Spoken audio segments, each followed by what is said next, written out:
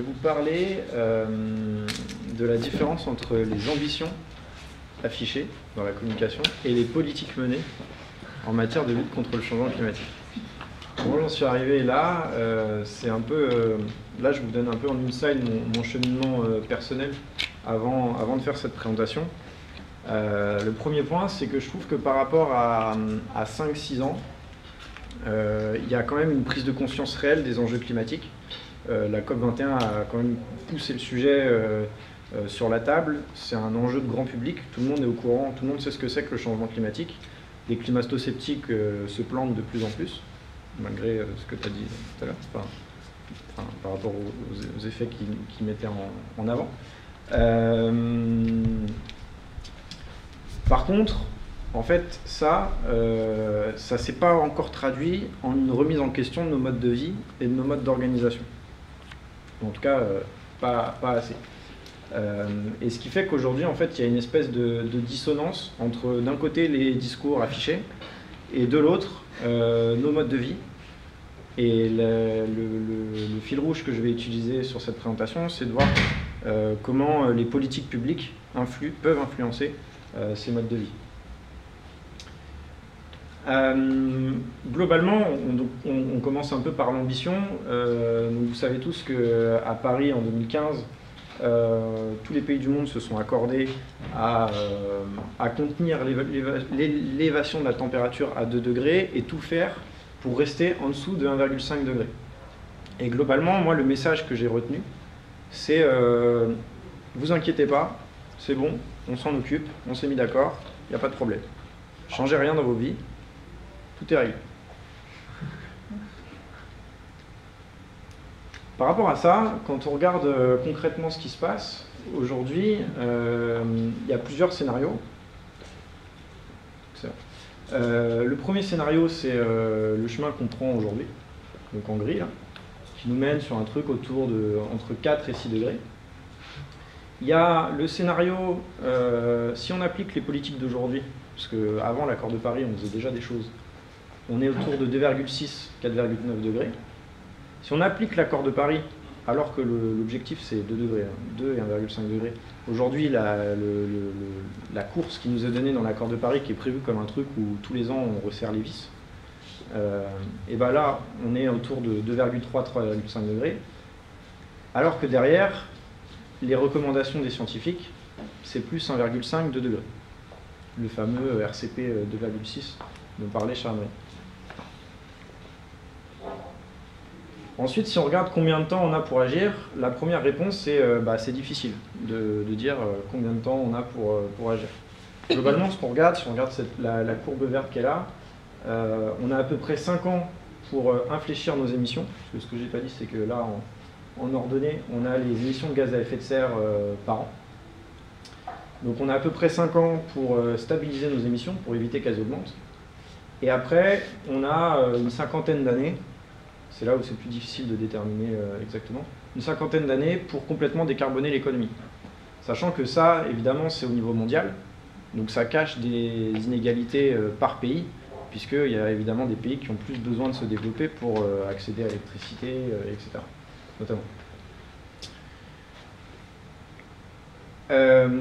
Ensuite, beaucoup de choses que je vais vous donner, c'est tiré de 2 études qui sont disponibles sur Internet, ici. Donc si ça vous intéresse de creuser, c'est en ligne. Petit message introductif sur le rôle des politiques publiques dans cette transition énergétique qui est nécessaire. Globalement, quand on regarde les chiffres, ce qui se passe, c'est que déjà 15% des émissions de gaz à effet de serre en France, c'est directement lié à l'activité des collectivités.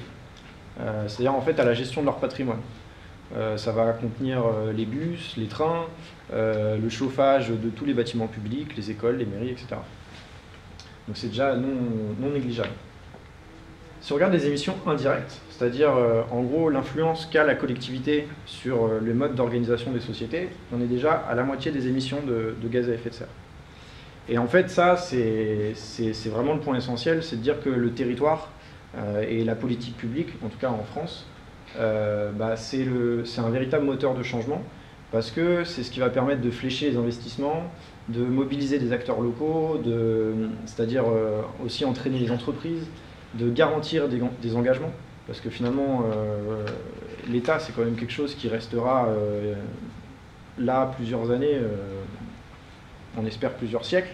Donc quand l'État prend un engagement, c'est pas quelque chose qui peut être pris à la légère comme un engagement de citoyen, par exemple. Quand on regarde ces engagements, en France, globalement, ça s'est traduit en août 2015 par la loi de transition énergétique pour la croissance verte. Donc, je vous ai remis les objectifs ici. Je vais en regarder que 3 aujourd'hui. Premier sur les émissions de gaz à effet de serre, donc de réduire d'ici à 2050, de diviser par 4 les émissions de gaz à effet de serre d'ici à 2050 et de les réduire de 40% en 2030. Et tout ça par rapport à 1990. Globalement, c'est à peu près ce qu'on retrouve sur les graphes du début avec les trajectoires. Il faut globalement diviser par 4 avant 2050 et arriver à neutralité entre 2050 et 2070. En termes de consommation d'énergie, on vise à diviser par 2 la consommation d'énergie. Là, je me suis trompé, entre 2012 et 2050 et 20% entre 2012 et 2030. Excusez-moi.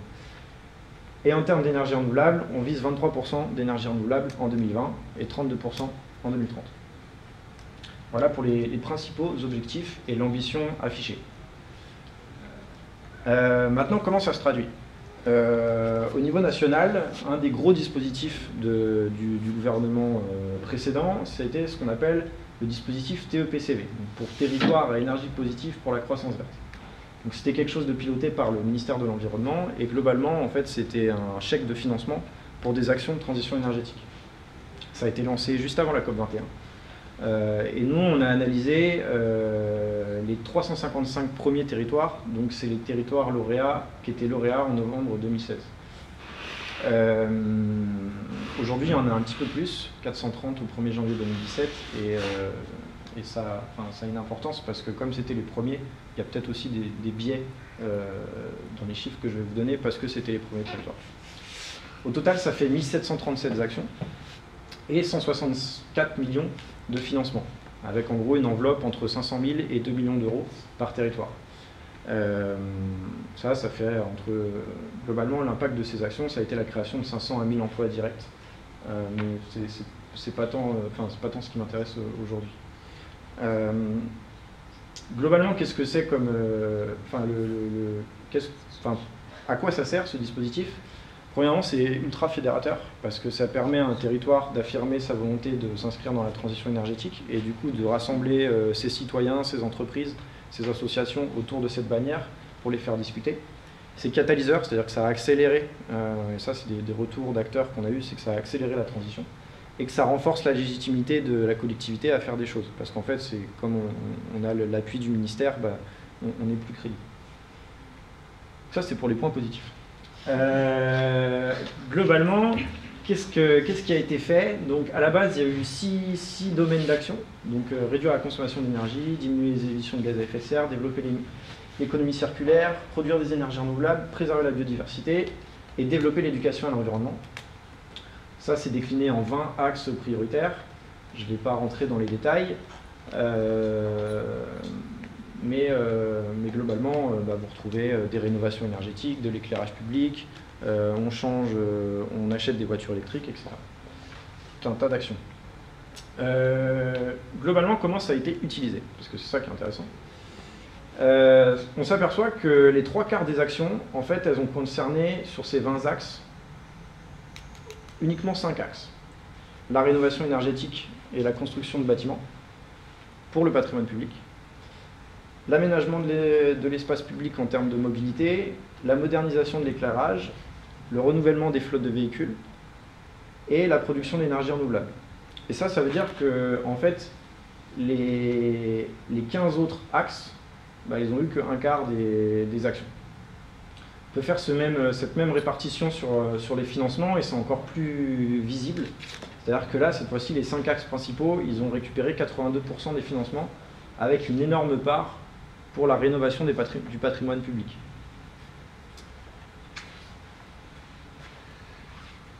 En termes de taux de financement, c'est-à-dire pour financer une action, d'où venait l'argent? Est-ce que ça venait uniquement du dispositif TEPCV ou est-ce qu'on est allé chercher l'argent par ailleurs? Que ce soit dans le privé ou sur une autre ligne de financement de la collectivité. On s'aperçoit qu'à chaque fois, on a des taux de financement qui sont supérieurs à 50%, voire de 75%, avec un taux de financement moyen de 63%. Donc ça, quand on n'a pas trop l'habitude, on se dit, bon, bah ouais, bon, voilà. En soi, c'est très étrange d'avoir des taux de financement à ce niveau-là pour de l'argent public. Surtout pour faire de la rénovation de bâtiments publics, où globalement, aujourd'hui, on a des dispositifs où le privé, le bancaire, quoi, arrive à faire des choses. Je pense notamment aux Pays-Bas, qui ont un gros programme de rénovation thermique des bâtiments en clé en main, en partenariat avec le privé. Je ne suis pas du tout en train de faire la défense du privé, je dis juste qu'il y a certains types d'actions qui sont finançables par le privé et d'autres types d'actions où on a besoin d'argent public. En termes de nombre de territoires lauréats, on s'aperçoit que toutes les régions n'ont pas eu le même nombre de territoires. C'est aussi visible sur les montants financiers, ce qui est plus intéressant. Donc là, vous avez en chiffres le montant financé et la couleur, c'est le montant financé par habitant. Et on s'aperçoit qu'il y a des régions qui ont une plus grosse enveloppe que les autres et des régions où par habitant, il y a eu plus d'argent que les autres. Donc ça, c'est de la statistique si ça vous intéresse. Je n'entrerai pas dans les détails sur comment les arbitrages ont été faits entre les différentes régions parce que je ne suis pas bon. Maintenant, ce qui est plus intéressant, c'est de regarder quel impact ça a eu sur le climat. Globalement, ce qu'on voit, c'est que ça, c'est une analyse qui a été faite avant la mise en place des actions, c'est-à-dire par exemple, l'action c'était rénovation de tant de mètres carrés de bâtiments. Bah, ça, on peut l'associer à une économie de gaz à effet de serre. Par contre, on n'est pas allé mesurer que la rénovation elle a été faite correctement ou mieux que prévu. C'est vraiment une évaluation avant projet. Donc on trouve entre 4000 et 7000 tonnes de CO2 équivalent par an évité. Ça, j'imagine que ça ne vous parle pas beaucoup, moi ça ne me parlait pas beaucoup, donc j'ai essayé de regarder en termes de... Si on reprenait les émissions que tu as données par Français tout à l'heure, donc on a 8 tonnes de CO2 par personne, on s'aperçoit que ça représente les émissions de 500 à 2000 Français. C'est plutôt pas mal. Ça fait un coût d'investissement moyen de 132 000 € quand même, parce qu'on a 165 millions de budget. Et je me suis dit, bah ok, très bien, regardons ce qui se passe si on généralise ça à l'ensemble de la population française pour atteindre le facteur 4, donc diviser par 4 les émissions de gaz à effet de serre. Qu'est-ce qui se passe? On fait 132 000 fois 65 millions de Français, on tombe sur 5 000 milliards, soit à peu près 4 fois le PIB. Ok, là ça fait déjà, ça pique un peu. Bon, ça a relativisé parce que ça a répartir sur 50 ans. On a jusqu'à 2070 pour décarboner l'économie. Tout va bien. Bah, en fait, réparti sur 50 ans, ça fait quand même 10% du PIB tous les ans. Globalement, c'est pas crédible. Pourquoi c'est pas crédible? Parce qu'en fait, ce dispositif, il n'a pas été très efficace. Pourquoi il n'a pas été très efficace? Donc ça, c'est toutes les raisons qu'on a listées. Je ne vais pas rentrer dans les détails. Mais globalement, l'idée générale, c'est de dire que ce dispositif, il n'a pas fait effet de levier.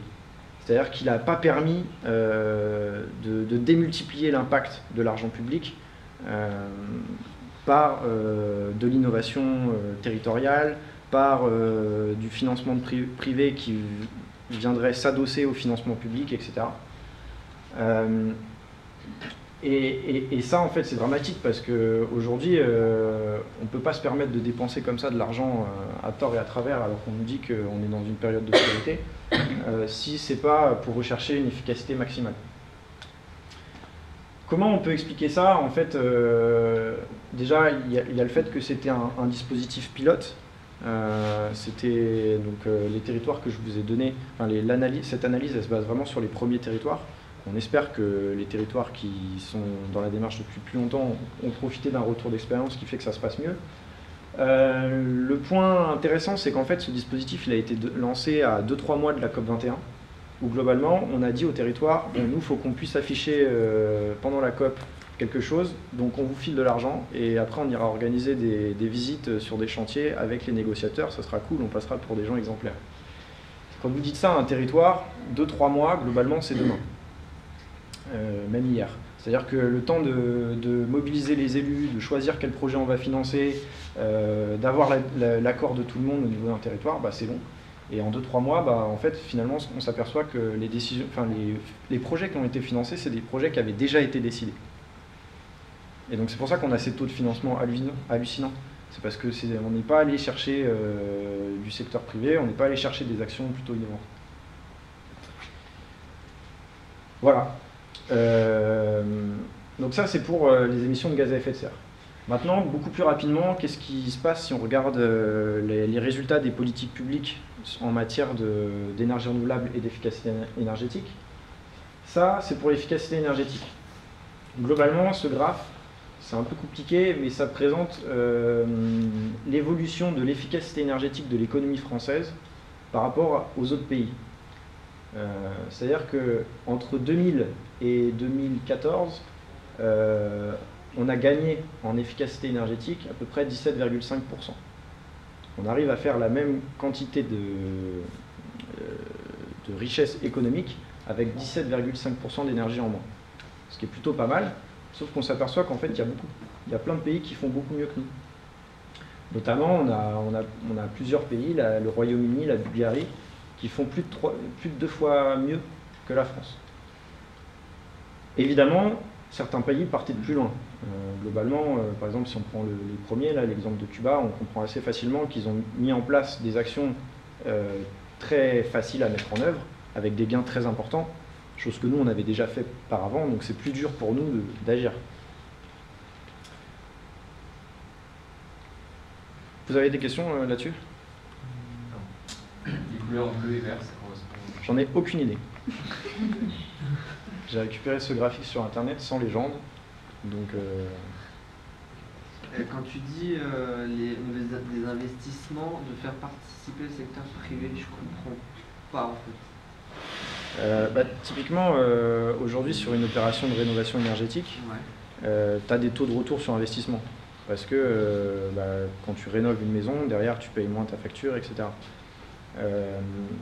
Tu vas avoir besoin d'un peu de financement de privé pour garantir pour garantir le financement privé. Pour, tu vois, le financement... Quand tu dis financement privé, c'est juste aller prendre de l'argent, demander de l'argent en banque. Exactement. D'accord. Exactement. Donc là-dessus, c'est bon.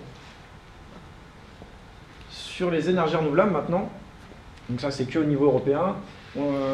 En 2020, on a un objectif en France de 23% de production d'énergie renouvelable. Et en fait, tous les pays ont un objectif pour 2020.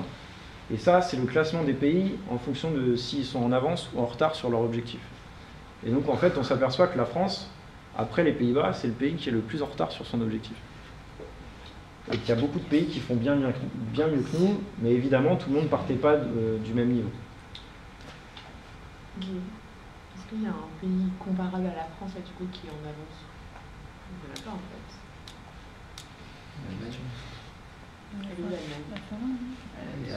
Danemark, Suède, Croatie. Moi, je dirais pas là qu'il y a un retard, c'est pas comme l'efficacité énergétique. Là, c'est plutôt, il y a des avantages intrinsèques. La Norvège, par exemple, c'est plus facile d'équiper des barrages ou des trucs comme ça. Parce que nous, pourquoi est-ce que la France elle a 23% comme objectif? C'est parce qu'elle avait déjà beaucoup d'hydroélectricité et qu'on avait déjà pas mal de renouvelables. Sur l'énergie renouvelable, après, il n'y a pas de retard. Ouais, non, c'est vrai. Ce que je voulais montrer ici, en fait, c'était que... La Croatie.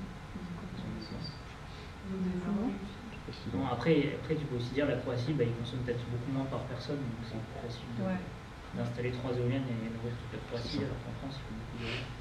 En fait, là, le message, c'était par rapport au titre de la présentation, c'est le décalage qu'il y a entre l'ambition affichée, qui est un objectif qui est inscrit dans la loi, et la réalité sur le terrain. Et juste, pour moi, il y a un truc intéressant, c'est que tu as la ligne Union à 28, qui a moins 3,3 entre 2015 et l'objectif. Et globalement, tout le monde dit en Europe, on va atteindre notre objectif, parce que passer à 20, c'est pas très compliqué, d'autant que là, on augmente vachement. Et ce que je retiens de ce graphe-là, c'est qu'en gros, on va y arriver, mais ce sera pas grâce à la France. C'est ça. On a un peu les mauvais élèves sur ce point-là. C'est à peu près tout ce que je voulais vous dire. Donc j'ai remis la slide de début. Une prise de conscience de plus en plus présente, certes, mais peu de remise en question générale, peu de changements d'organisation globaux. Une dissonance entre les discours qui sont affichés et les modes d'organisation, notamment dus aux politiques publiques. Et globalement, en fait, on ne pourra pas se contenter de cette situation-là. Là, il va vraiment falloir qu'on transforme l'essai en fait, de la prise de conscience et qu'on arrête de juste faire un coup de peinture en faisant un ensemble d'actions à la marge qui serait saupoudré un petit peu comme ça, mais vraiment aligner nos actions par rapport aux ambitions qu'on affiche.